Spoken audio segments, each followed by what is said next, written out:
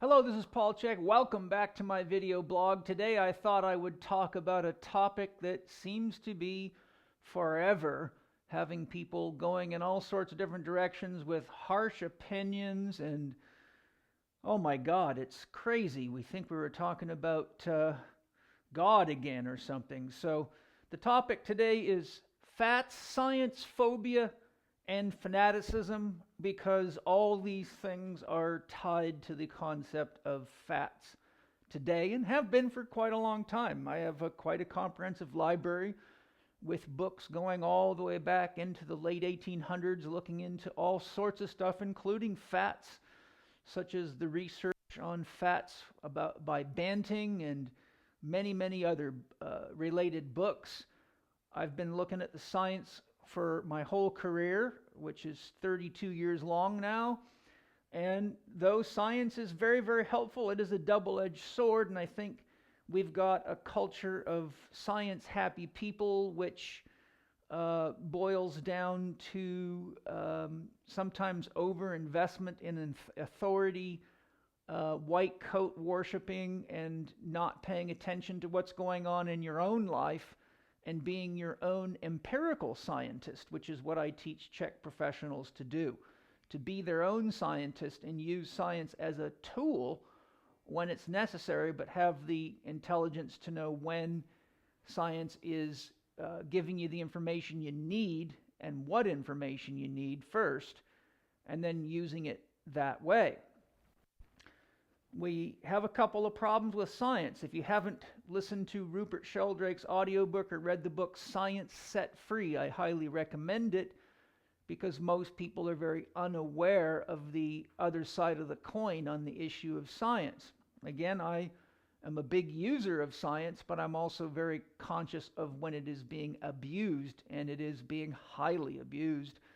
And the other thing, people take science to be fact, but they forget that if you study the history of almost any scientific exploration, whether it be into the universe, whether it be into the structure and energetic properties of an atom, whether it be into fats, vitamins, minerals, you name it, weather science, chaos theory, mathematics, science is really very much like religion in that it keeps changing its beliefs and behaviors, and what one God is all of a sudden changes to be another God, and you can see that going on non-stop. You can see it, for example, in drugs.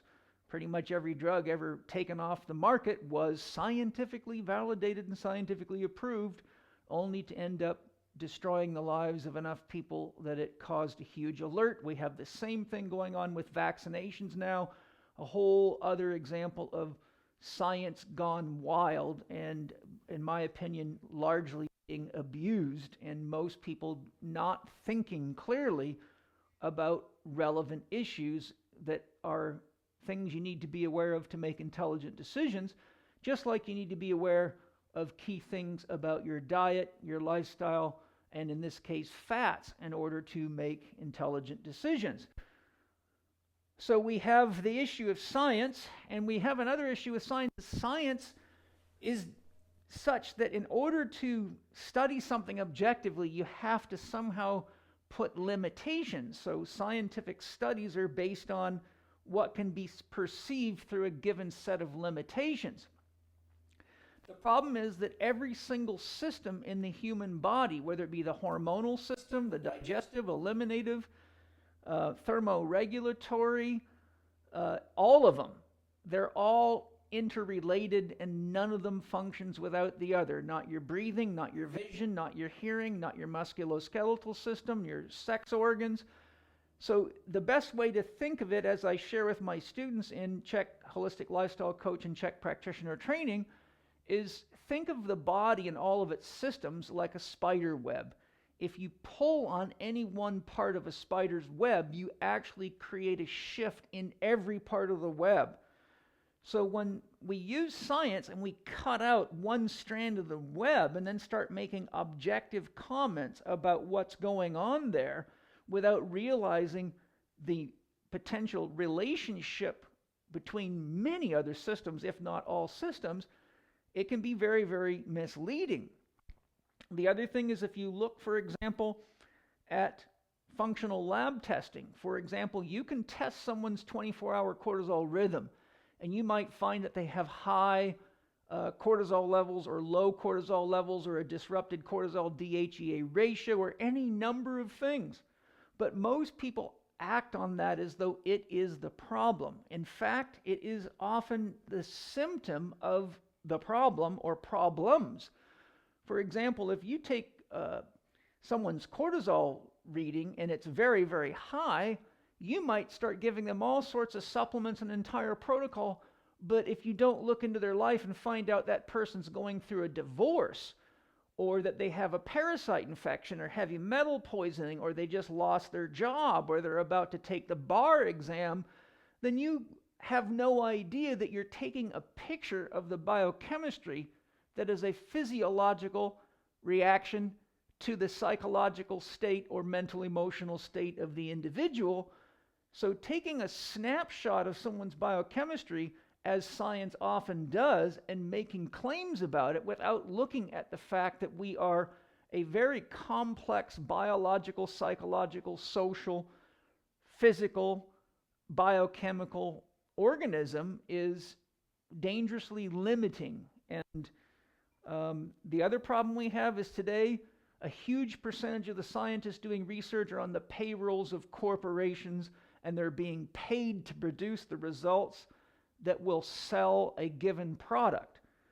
I like the older science from about pre-1960, going back and looking into things that could be looked into effectively, because those science, although they didn't have the advanced technology we do today, were largely interested in getting to the actual root cause more so than they were in trying to sell a product. So the science was really more honest. They were trying to figure out why a certain cancer happens, or why a certain disease happens, or why the environment does what it does, as opposed to being pressured to sell something or to force an agenda. So there's a lot of complications. If you look at Science Set Free by Rupert Sheldrake, it'll take you much deeper into it in a very, very honest and beautiful way. Then we have phobia. People are still diet phobic, and we have all sorts of problems with that because many people base their sense of self on how they look in the mirror, and fat is being blamed very frequently for the misshapen body, but they don't realize that it's much, much more complex on one end. The kinds of things I've been talking about, it's much more simple, which is just having a healthy, grounded lifestyle, knowing what's important, and eating high-quality food, and learning how to listen to your body, which is what I teach in my book, How to Eat, Move, and Be Healthy, in my 4 Doctors ebook, in Chek HLC1, which can be done online, in my Primal Pattern Eating webinar, in Chek HLC2 and 3 training, where we go much more deeper into looking at the issues that cause the readings to change on lab tests, and look at what are really most commonly etiologies, the causative factors, like I mentioned, the divorce, the poor understanding of how a body works, not getting to bed on time, wearing commercial makeups and body care products, filling your house full of poisons, living in poisoned buildings, not getting enough exercise, over-exercising, under-exercising, ... And it's a fair bit of training to learn how to corral all these dragons and organize a person so that they can manage themselves intelligently and live their dreams and feel good while doing it. So what I'm going to do today is, aside from what I've just shared, take you through what I would call a kind of a rational, down in the dirt, straightforward, essential understanding of this topic. It's not my intention to get into any kind of long debates. I don't need to debate anybody. I've got proof. I've got thousands and thousands of patients and students all over the world practicing the methods I share. And I'm not saying that science is bad. I'm not saying lab testing's bad. I just am saying simply, remember the Hippocratic Oath, first do no harm, and the way you do no harm is you learn to have a relationship with yourself Stop reading diet books, stop reading magazines, stop reading research papers, and pay attention to yourself, to what your body's telling you, to what your energy levels are telling you, mental clarity is telling you, whether or not you have gas problems, digestive problems, eliminative problems, how well your body responds to exercise, how your sexual performance is. And the list is long, but most of these things we're looking at all the time, and most people keep trying to sell the problem to someone else or take some pill that they think is going to redesign their entire microbiome, build muscles for them, make their dick hard, make their vagina wet, and every other thing, which is just a sort of a product of our, shall we say, modern silliness. Okay? So when it comes to fats, remember, fats come from animals. Most of your saturated fats come from some form of animal flesh. Within the animal kingdom, we have fish, and you can get omega-3s from there, which is not a saturated fat, but it's a good fat that you need in general. And we have insects. And our culture, the Western culture, is kind of insect phobic, but I've eaten various insects, insect foods. There's even bars out there made of cricket protein that are very, very good. I don't remember the name of them. Maybe Penny can put it on the reading list or screen for you.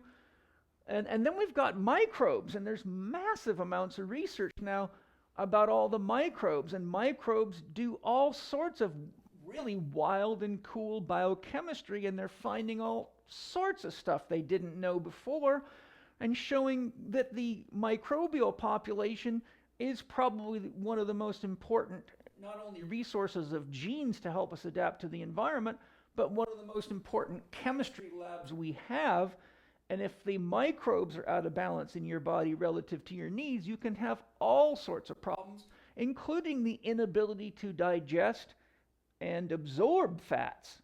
So we have to, realize there's an entire world. Now, as I'm talking about this stuff, yes, the science is going on, but we actually have gotten less and less healthy across the board, especially with chronic illnesses, as we've become more and more science-based or scientific. So it doesn't take a whole lot of brain power to say, wait a minute, something's wrong here. We got more doctors and more therapists and more chiropractors and osteopaths and gyms and vitamin stores than we've ever had in the history of man per capita, and we're the sickest, most tired, sexually incapable, unproductive, uncreative we've ever been as a world culture. That's scary stuff. We seem to be very good at making war machines, though. That's a paradox. So we have primarily saturated fats. Now, even though if you go to the Weston A. Price Foundation, there's articles that I've researched in there that do a breakdown of fats, looking at things, for example, of the fat profiles from commercially farmed animals versus animals in the wild. And I've seen research papers showing that when they break those fats down, there are actually unsaturated fats that are in animals' bodies, and they're in noticeably higher quantities or different proportions than they are in commercially raised animals. So that's something to consider. Then we have plants, which I break down into two groups, those that grow above the ground and those that grow below the ground. And we've got nuts, grains, seeds, legumes, and those are all included in that batch. Some of your nuts are, as most of you know, high in fats. So you've got fat sources. You've got things like avocado that are high in fat. But those are all just part of the picture. The point that I'm making is there's fats in plants and all the things I just mentioned that your body needs. There's fats in fish, insects, and there's fats are being influenced by our microbial population, and there's then the bigger animals that we eat, and those are sources of fats. But what we need, as I will show you in a minute, isn't the same for everybody. A lot of research done on drugs and things like that, just so you know, is done on computer programs. And they actually use computer programs to say, well, what will this drug do in the body? The problem is we're as different on the inside as we are on the outside. So until you have about 7 billion different variations on a computer program for human physiology, we run into these scientific kind of faux pas because we're making huge scientific assumptions, which that's a paradox in terms right there. Then we have another issue. If you read the book The Real Truth About Vitamins and Antioxidants by Judith DeCava, who's got many degrees and is a very intelligent woman, she brings up something that was identified by Royal Lee. Royal Lee is another great one, a pioneer in nutrition, who's the founder of Standard Process Laboratories, was a genius, an inventor, and gave us all sorts of great education that most people completely overlook today, just like many people don't know about Weston A. Price's research, even at the top of university systems.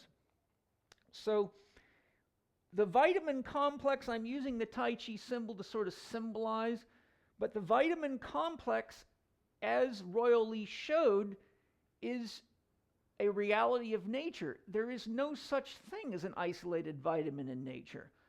And I'm bringing this point up as it relates to fats for a reason I will highlight in a second. Royal Lee showed that in nature, all vitamins come in the form of complexes. So whenever you're eating a food, it contains a vitamin complex, and a vitamin is not a dead thing. It is a living thing, which is why, one of the reasons why eating adequate amounts of raw food, or as much as you possibly can and feel good with, is very, very important, because then you're eating a living vitamin complex. Once you start cooking things, certain elements of the complex either lose their vitality or are destroyed completely. And so my opinion is we need to let our bodies guide us to how much cooked versus raw food and which foods we cook and how much, etc., or we again fall prey to being told by somebody else what to do, which is going to be based on science, which is going to be based on somebody else's body usually. So what we found what we find when we look at Royal Lee's research and Judith DeCava's explanation of Royal Lee's research is that a vitamin complex includes fats, proteins, carbohydrates, enzymes, minerals, trace minerals, vitamins, other vitamins that help the vitamins, phytonutrients, which generally have 3 classes, phenolics, terpenes, and alkaloids, and there might be a 4th class I recently heard about, but I can't remember it right now. And then we have another quality that they don't talk about, but I think is important to talk about, and that is light. If you look at the research of Fritz Albert Popp and photon emissions, there is a whole emerging field of understanding the energetics of foods and the information capacity of foods, and photons carry almost infinite amounts of information, as does water. So we know that living systems are constantly communicating within themselves and between systems through light, and we know that living foods have certain light profiles that are much, much higher, for example, off of organically and biodynamically farmed soils than they are on commercially farmed soils, and that research is out there. So if the body's producing photons and cells are communicating with photons, and vitamin complexes are used to integrate, regulate, grow, detoxify, and basically perform every function in the entire body, all of which requires communication, then we don't want to rule out the issue of communication, which I've classified here as light, because everything we put into our body is a source of information. Absolutely. Whether it be chemical, whether it be structural, mechanical, kinetic, thermal, or light, or sound, vibration. And everything you eat has structure, has an atomic structure, which produces vibration, which produces sound and light frequencies. So, it's a paradox, because nature provides all this for us, and all we got to do is pay attention to our bodies and live in tune with nature, and you can pretty much get away without too much visits to the science lab. But when you start not paying attention and detaching yourself, then all of a sudden you got to start running to scientists, hardly any of which will tell you to do the kinds of things that I teach in my holistic lifestyle program and the books I've resourced for you, and many others that I could. So the key point that I've made here is that in nature, in our natural environment, unspoiled by toxins, chemicals, and commercial silliness, and GMO silliness, and biotech silliness, we lived off of animals, fish, insects, microbes. We eat microbes in from plants and animals. We bring them in through interaction with each other, such as kissing and making love. They come in from the environment. You're breathing them with every breath. They're in the water. They have to be in the water. Water can't be healthy without a certain microbe population. Science wants to filter all that out too. And then we find that the microbes are very important for information and processing the things I've mentioned. So we get our fats from these sources in our natural environment, and we listen to our body in our natural environment, because if we didn't, we wouldn't survive. And we've got to wake up to that. Then I'm making the point that fats are an integral part of a vitamin complex, and vitamins are essential messengers. They're essential regulators. The field of vitamins is very complex. What vitamins do, hormones, minerals, trace minerals, these things all work together. They don't work in isolated camps. And the other thing is, much of the stuff that you're being sold based on a synthetic copy is sold to you without you realizing it's a dead copy. These things don't manufacture light, sound, and frequency like the actual product in nature does. So once again, it's sort of a quaint way to save money and patent things, but in my opinion, it's not only ineffective in many ways, it's temporary. It's kind of a bootstrap way to go about it, and it's often sold to you as high science, but there's no science greater than paying attention to your body and paying attention to the fact that whatever you do to the environment, you do to yourself. Science forgets all about that. Science makes microwave ovens, they make nuclear bombs, they make all sorts of shit, and they don't attach any sense of morality to the outcome as long as it makes people money. They say that morality is outside of their domain. Well, yes, tell that to many people who are dying of vaccinations and drugs that shouldn't be ever have been released into the public, and many other things. So this is the basic introduction. Now we have to look at ancestral eating. Our environment that we came from has a great influence on our genetics. That's just a no-brainer. I mean, right? An Eskimo's genetics is to allow them to survive in their unique environment. And people that come from that far north where it's that cold, if you look at Weston Price's research, they ate about 90% fat and protein and only about 10% plant foods, because plants don't grow in ice.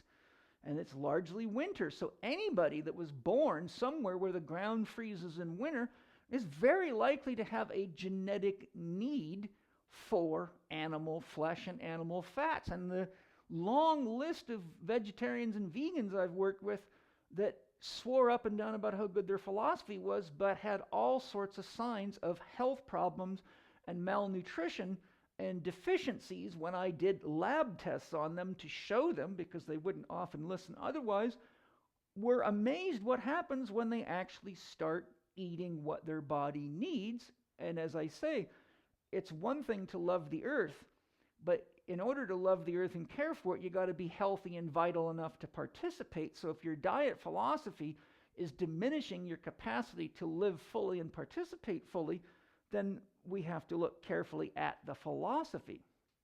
What's the point of saving a cow and killing a human? Cows don't vote. Cows can't make changes at the level where we need changes made. They're susceptible to us.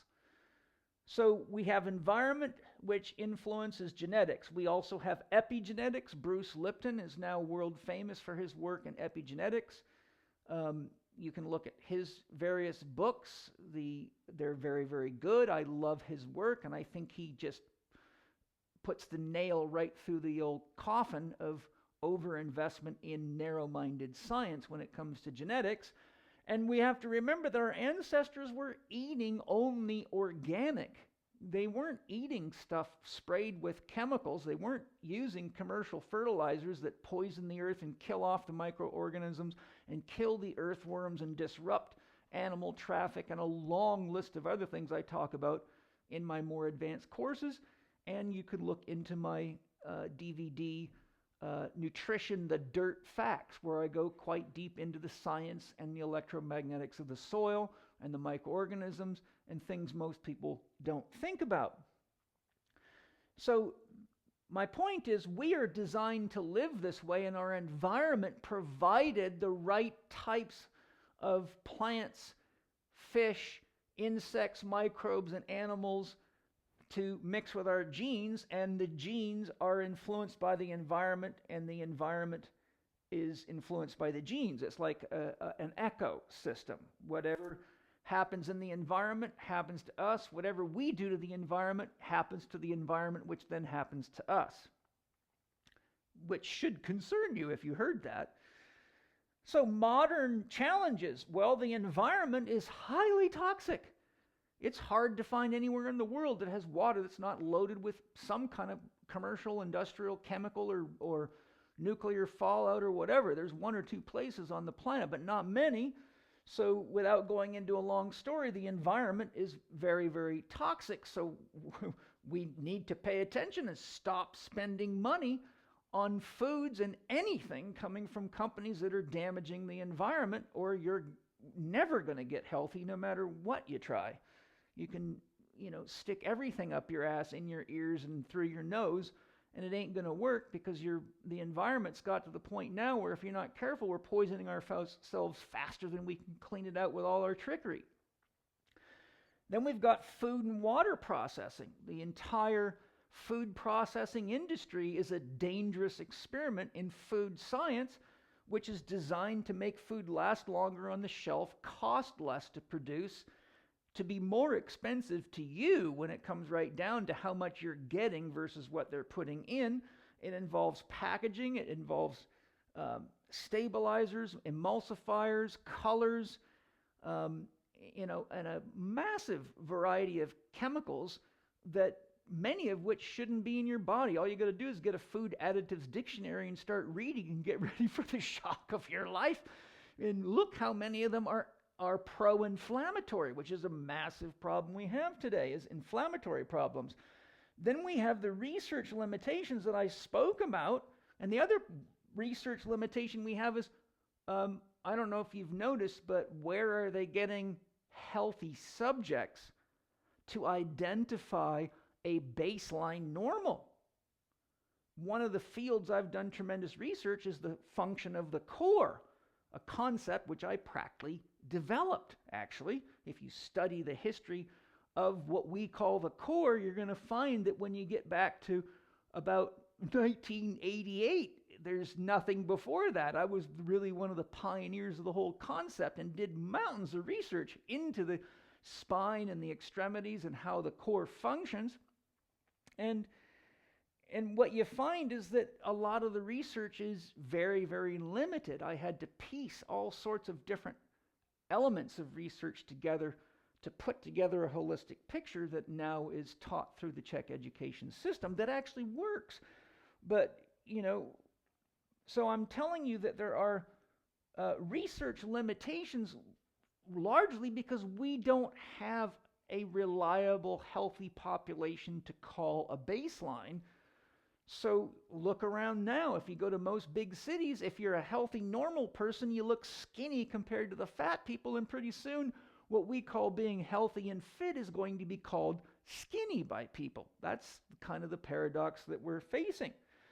Then we have stress, which leads to detachment from ourselves. We have mind, body, brain ideas. We are so up in our heads. The rate of information processing is just massive. Most people cannot keep up with it, and most people make the mistake of mixing the idea that they're reading, this research paper, this magazine, this book, with the actual experience. And so many people buy the pills, buy the gadgets, and they think they know what they're doing, but when they show up to doctors and therapists and Chek professionals and natural professionals all over the world that are grounded in the elementary basics that have to be mastered, we find that these ideas actually don't work because they're too disconnected from the reality of what a human body is and how it interfaces with the environment and how the body and the environment impact each other. Then we have to look at issues of the heart and the gut. Why? Because the mind, the heart, and the gut represent the three different nervous systems, if you will. The autonomic nervous system, sometimes called the gut nervous system, called the second brain, the solar plexus, which has as many neurons as your brain and spinal cord combined, according to some researchers. Then heart mass research shows that we have a nervous system that is unique to our heart that communicates with our brain and our gut. Then we have our brain, and now modern research says we have a fourth brain, which is the prefrontal cortex, which it used to be the reptilian system, the mammalian system, and the neocortical system, but now they're saying that we have a fourth brain.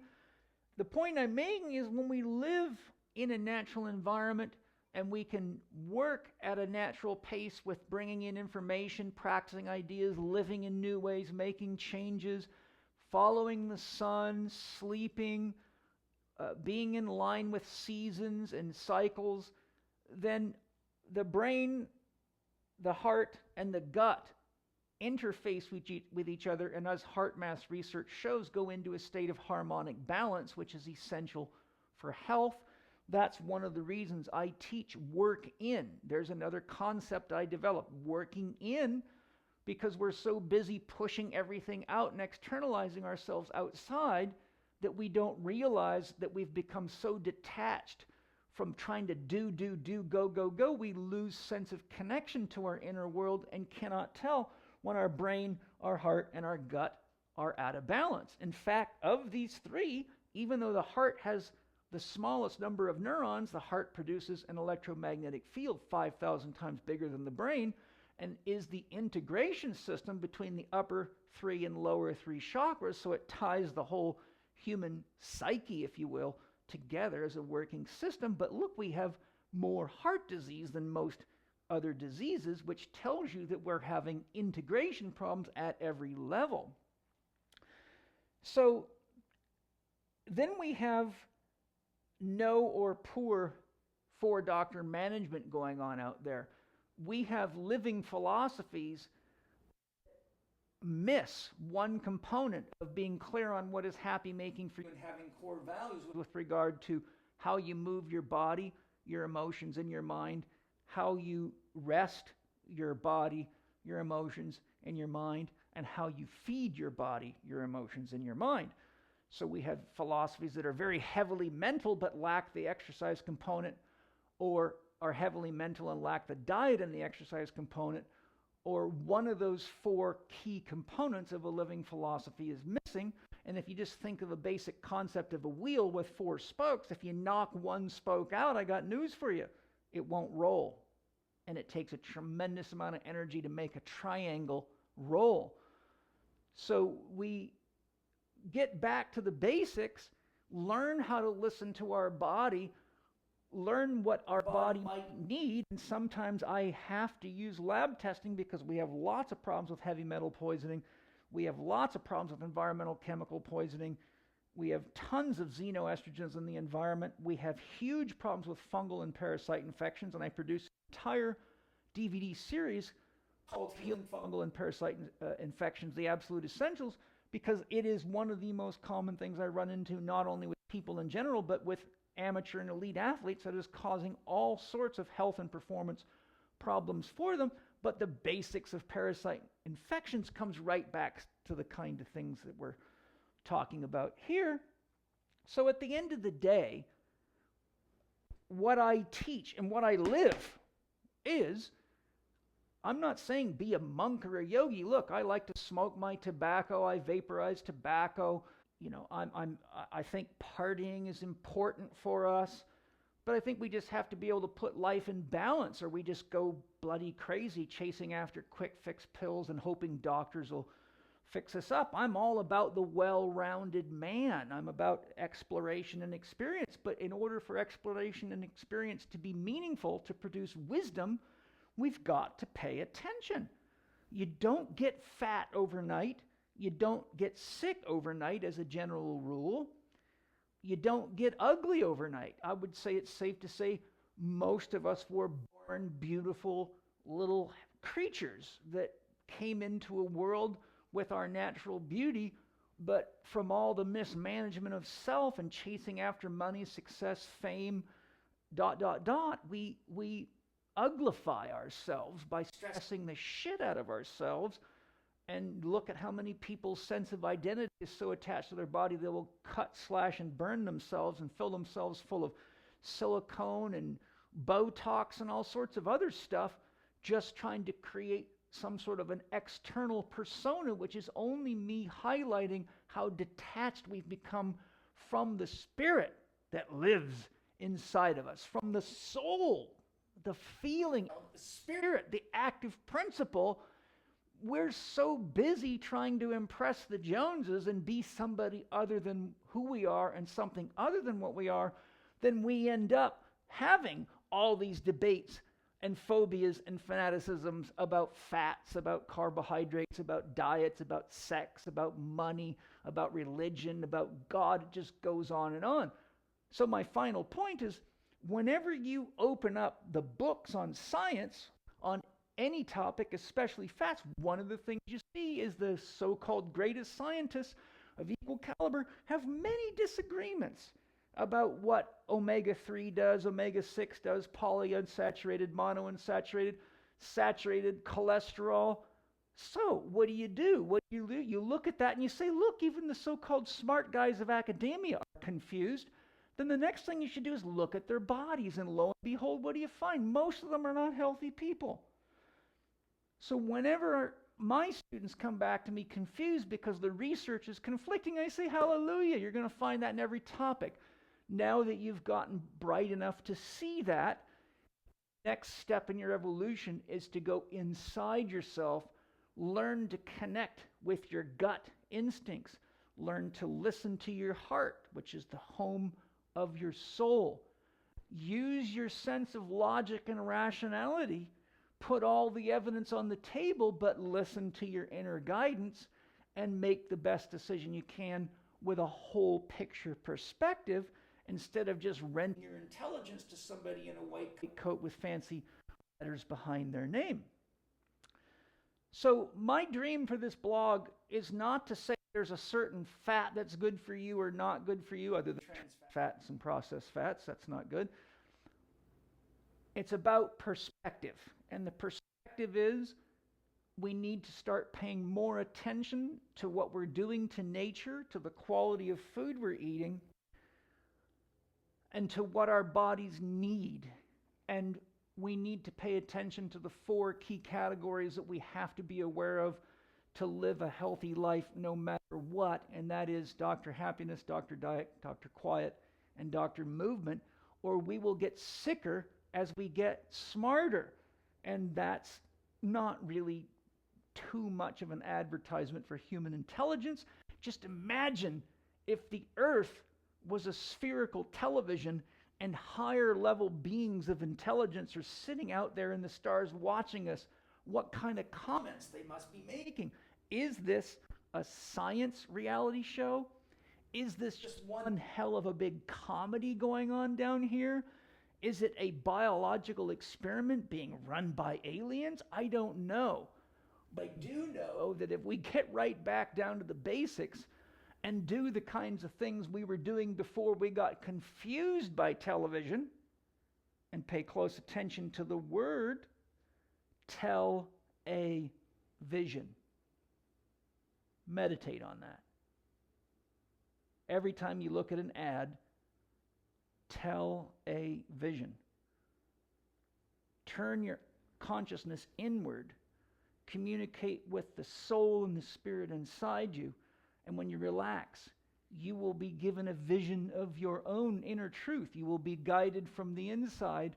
And that's what I offer in my training programs. That's what I offer in my upcoming Power Animal and Spirit Guide workshop. That's what religion's supposed to be teaching us, but largely doesn't, because you can't control people that have contact to the spirit within themselves. And that's how we get healthy and feel good about ourselves. And that's how we learn to feel safe in the world, because our inner compass is functional, voice is functional, and then we feel safe and we know that we can find what we need to find, whether it be water, food, or health. Thanks for joining me today. Love to have you in one of my advanced training programs, be it HLC 1 online, Chek Exercise Coach to get you started. There's lots more, believe me. I'm just giving you the stuff I can share without going into much greater detail. Love to have you come work with one of our highly skilled, highly practiced instructors to grow your own sense of safety and security, health, vitality, and well-being. So thanks for joining me. I'm Paul Chek.